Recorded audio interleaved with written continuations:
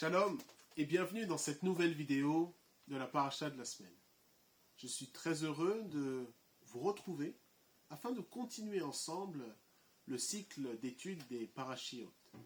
Nous sommes toujours dans le livre de Lévitique, dans Sefer Vaïkra, et nous allons voir cette semaine une paracha qui est très très importante. C'est la 7e paracha du livre de Vaïkra, qui est Parashat Kedoshim. Parashat Kedoshim est une paracha qui couvre beaucoup de sujets, des sujets qui sont très vastes et très profonds. Mais nous allons voir ensemble quelques notions, des notions pratiques d'une certaine façon, sur la Kedusha. Et on pourrait ainsi se poser la question, comment vivre dans la sainteté ou vivre dans la Kedusha? Regardons ensemble le début de cette paracha, dans Vaïkra, au chapitre 19 et le verset 2. Le texte nous dit ainsi: L'Éternel parla à Moïse en ces termes: Parle à toute la communauté des enfants d'Israël et dis-leur: Soyez saints, car je suis saint, moi l'Éternel, votre Dieu. On va s'arrêter là. Le début de la paracha, donc, s'adresse non pas à une personne, mais à toute la communauté, ainsi qu'il est dit au verset 2, où Hachem commande à Moshe de transmettre la parole suivante. Et il dit, parle à toute la communauté des enfants d'Israël. Daber el kol adat bnei Israël. Parle à toute la communauté. Nous montrons ainsi que le message qui va suivre, la mitzvah, le commandement qui va être donné, qui va être enseigné ici, ne concerne pas seulement une personne, ne concerne pas seulement une catégorie de personnes, mais l'ensemble de la communauté. L'intégralité de la communauté est concernée par le message qui va suivre. Et regardons le message, ou plutôt la mitzvah qui est communiquée. Il dit, soyez saints, car je suis saint, moi l'Éternel, votre Dieu. Le message est clair, un message qui est lourd de sens, mais un message qui interroge. Et on va essayer de voir pourquoi cela amène une certaine réflexion. Il dit bien en hébreu, Kedoshim tiyu ki kadosh ani. Kedoshim tiyu, et vous serez saints, littéralement. Il dit, vous serez saints car moi l'Éternel, ki kadosh, car moi l'Éternel, je suis saint. Alors il y a beaucoup de questions que Chazal apporte sur ce passage. Parce qu'en le lisant, on se demande, mais premièrement, qu'est-ce que la sainteté? Mais ensuite, non seulement qu'est-ce que la sainteté, mais ici Hachem dit, vous serez saints, littéralement, car je suis saint. Alors, est-ce que cela veut dire que, d'une certaine façon, on doit être saint comme Hachem est saint, c'est-à-dire atteindre son niveau de sainteté? Ou est-ce que cela signifie que l'on doit vivre en ayant pour objectif, en ayant comme cible la sainteté d'Hachem, sachant que nous ne pourrons pas l'atteindre? Il y a beaucoup de questions. Mais avant ça, si on prend une réflexion très simple, qu'est-ce que la sainteté? Qu'est-ce que la sainteté? Qu'est-ce que la Kedusha? C'est un sujet très large, comme je l'ai dit en introduction, mais un sujet tellement important. Un sujet que l'on retrouve dans toute la Torah, que l'on retrouve dans tout le Tanakh, et que l'on retrouve également, comme on va le voir tout à l'heure, dans la Brit Chadasha, où là-bas, cette notion de Kedusha est aussi enseignée. Alors regardons. Il dit, soyez saints. La Kedusha, quand on prend la racine de ce mot, on comprend en réalité que la Kedusha vient nous parler de séparation. C'est l'idée de se séparer, l'idée de se retirer de quelque chose. Là-bas, les sages nous expliquent que la racine, à savoir le kouf, le dalet et le shin, vient nous indiquer qu'il y a une notion de séparation où c'est l'idée de quitter un lieu pour aller dans un autre lieu, sachant que ces deux lieux sont soumis ou sont attachés, on va dire, à des essences différentes, à des sources différentes. C'est quitter un lieu, quitter une dimension pour entrer dans une autre dimension. Alors, quand Hachem dit au Ham Israël, ou plus exactement aux enfants d'Israël, à toute la communauté des enfants d'Israël, il leur dit d'être dans la sainteté, littéralement il dit vous serez saints, alors ça veut dire qu'ils doivent quitter un lieu, quitter une dimension pour entrer dans une autre dimension. Alors si on regarde un petit peu dans l'explication, on peut voir quelques illustrations qui vont nous aider à avoir une meilleure compréhension. Lorsque on apporte un korban, une offrande, pour celles et ceux qui nous suivent régulièrement, je l'ai dit, on est dans la 7e paracha du Sefer Vaïkra, du livre de Vaïkra, et dans les parachiotes précédentes, on a beaucoup parlé de cette notion de korban, cette notion d'offrande. Et on a vu toutes les lois qui étaient attachées aux différentes catégories de korbanot, c'est-à-dire des offrandes. Et on a aussi compris que lorsqu'une offrande était amenée, lorsqu'un animal était amené, alors le fait d'amener cet animal va le mettre dans une catégorie différente. Lorsqu'on amène un korban au Kohanim, l'idée c'est que ce korban-là va être ce qu'on appelle en hébreu Ekdesh. Il va devenir consacré. Il va devenir séparé, il va être mis à part pour un but particulier.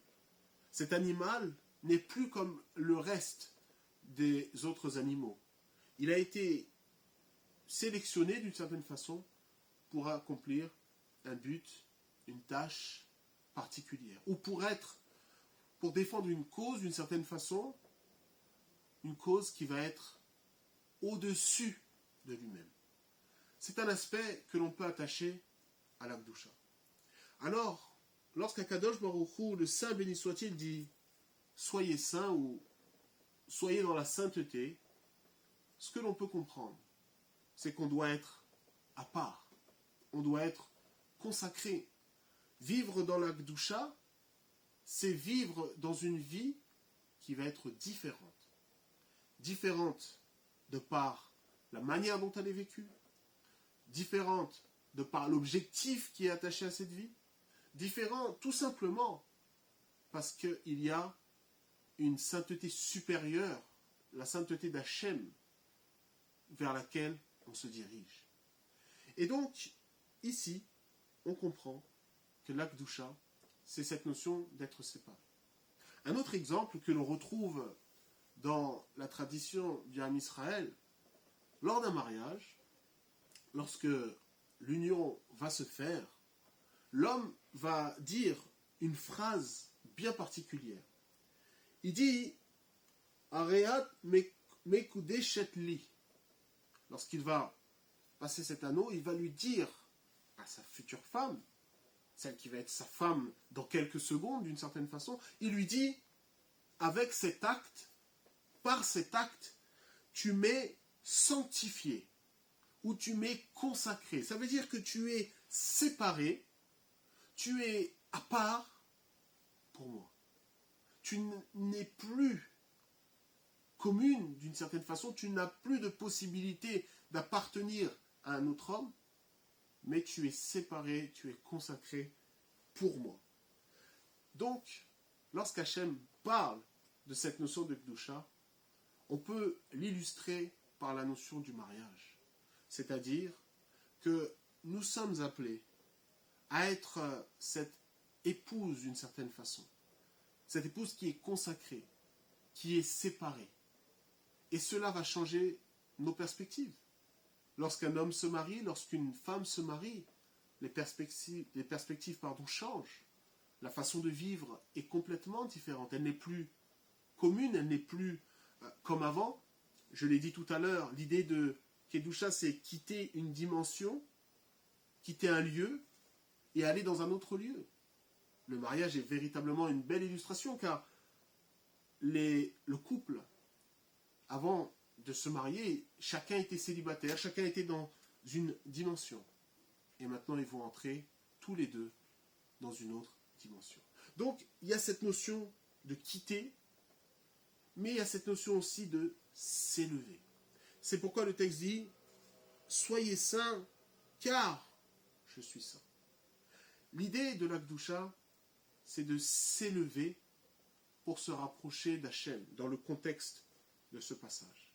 Israël ici est appelé à s'élever de manière collective, de manière communautaire, mais chacun au sein de la communauté a la responsabilité vis-à-vis de son frère, vis-à-vis de son prochain, vis-à-vis de celui ou de celle qui l'entoure. Chacun a la responsabilité de vivre dans cette dimension de Kedusha. Alors on l'a vu, être saint, c'est être séparé. Mais comment être séparé? Comment se séparer? Comment vivre cette vie?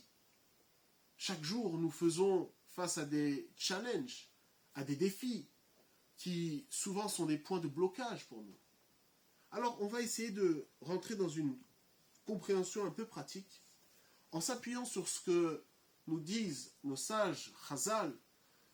Et il y a un commentaire incroyable sur ce passage, et on va le lire ensemble. Juste pour la compréhension, j'ai dit que la Kedusha, la séparation, la consécration, mais aussi cette notion d'élévation, cette notion où il faut monter. Considérons le Mishkan, le tabernacle, ou même le Beth Amikdash, le temple. Nous savons qu'il y avait 3 parties. Le parvis, le lieu saint et le lieu très saint.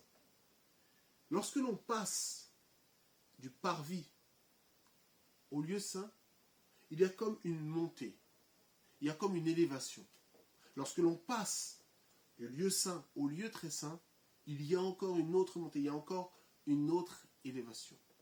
Et plus on va s'élever, plus on va se rapprocher d'Hachem. Plus on rentre dans la sainteté, plus on pénètre la sainteté, et plus on va se rapprocher de la présence d'Hachem. C'est pourquoi le lieu très saint était un lieu très particulier. Le lieu où la voix d'Hachem provenait. C'est ce lieu où la présence d'Hachem était la plus forte. Et donc, Chazal nous dit sur ce passage qu'il y a cette notion de niveau, cette notion d'élévation. Et là-bas, le Or HaChaim, il fait une comparaison. Il dit que le fait qu'il soit dit dans le passage Kedoshim Tiyu Kikadosh, vous serez saints car je suis saint. Hachem parle et dit vous serez saints car je suis saint. Cela implique, nous dit le Or HaChaim, qu'il y a cette notion de niveau.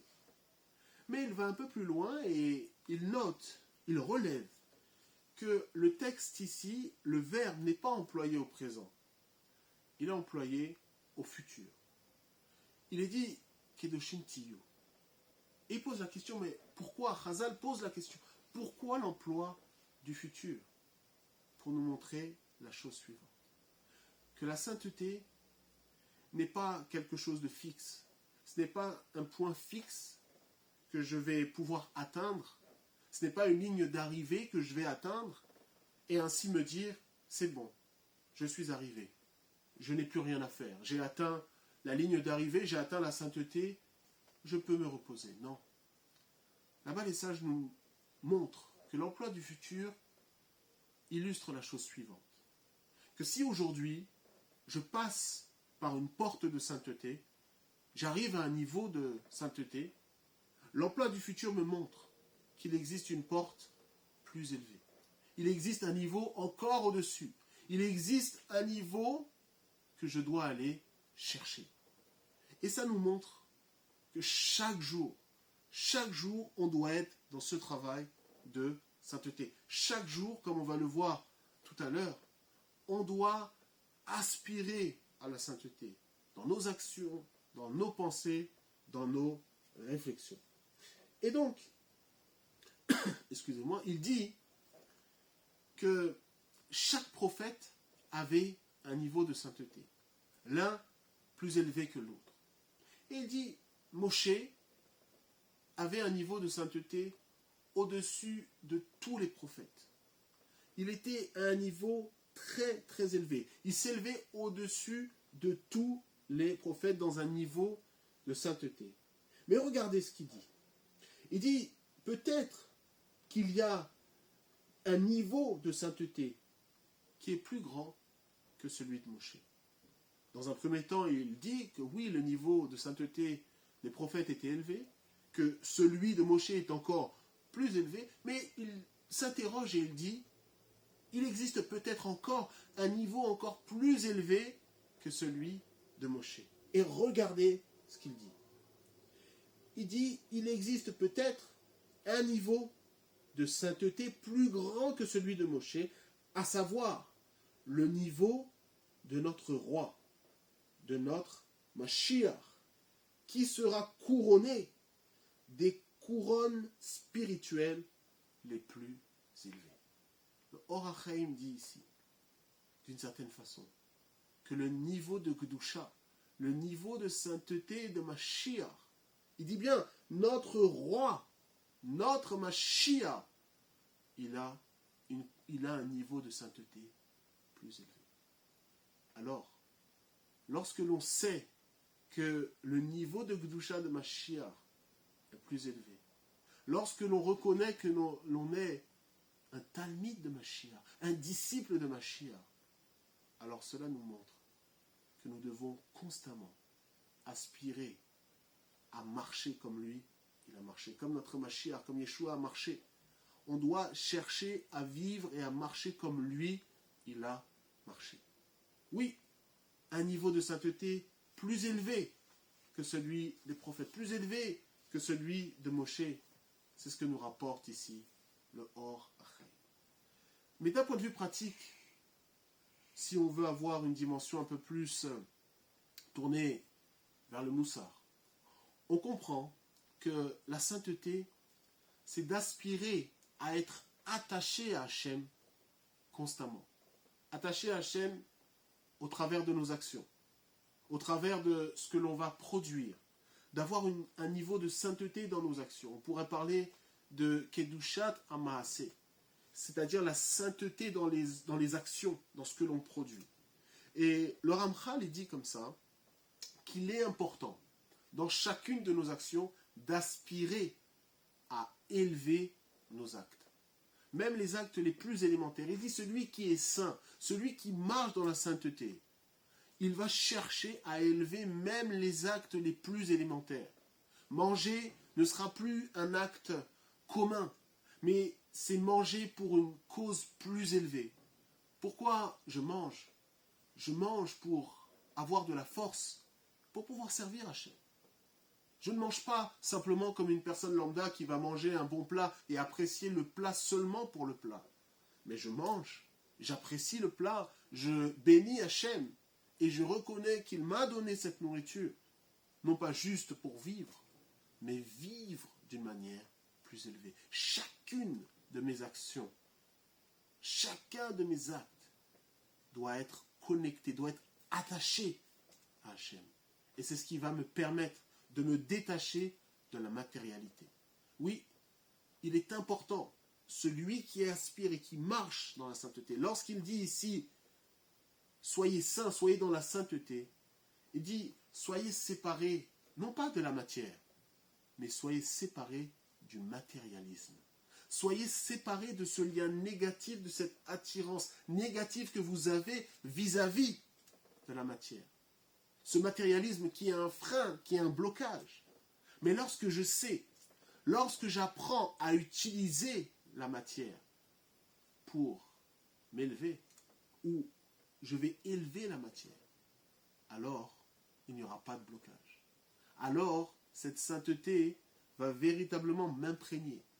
Et c'est là où, comme nous dit le Ramchal, que une personne qui a cette aspiration, qui a cette compréhension, qui a cette vie pratique, va devenir un lieu d'habitation pour la Shekhinah, pour la présence divine.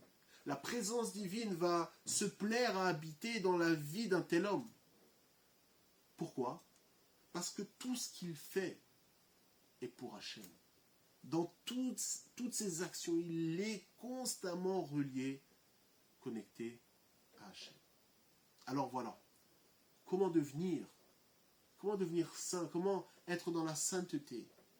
C'est aspirer à élever ses actes, à ne plus agir pour agir, mais à être conscient, avoir cette conscience du divin.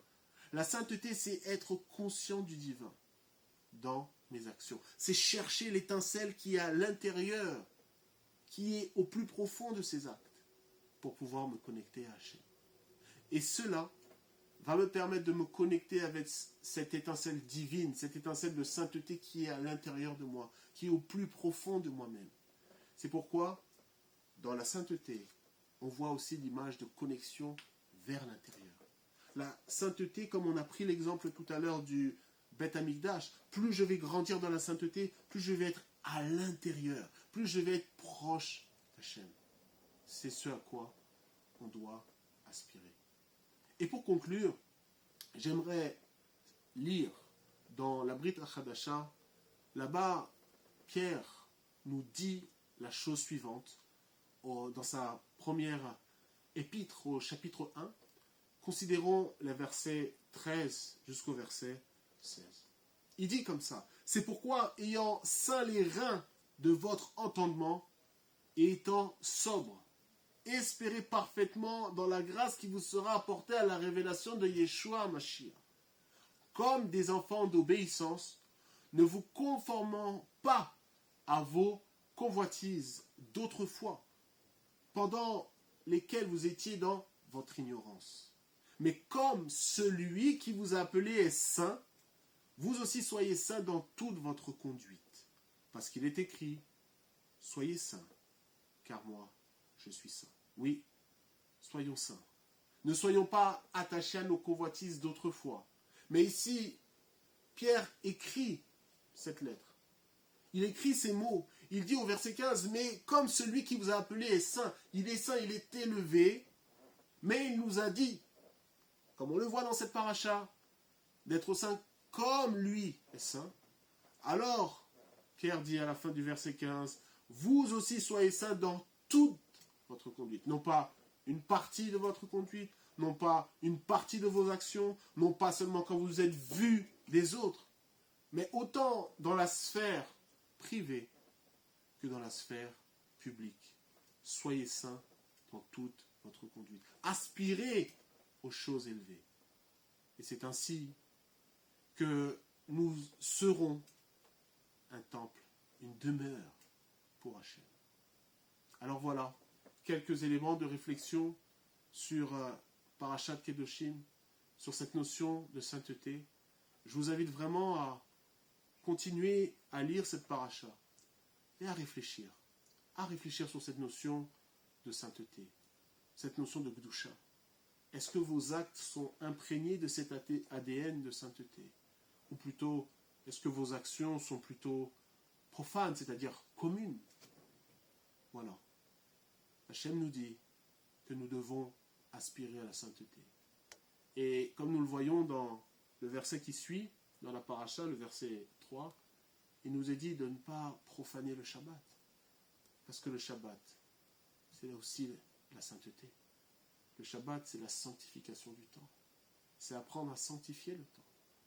Et donc, en apprenant à sanctifier le temps, en apprenant à sanctifier, à mettre à part ce temps particulier, je veux aussi apprendre à me sanctifier. Permettez-moi de vous dire Shabbat Shalom, et que vraiment ce temps, ce Shabbat, soit une grande bénédiction pour chacun d'entre vous, et que nous puissions tous ensemble avancer, grandir, continuer à grandir dans la sainteté, dans la Kedusha. Shabbat Shalom.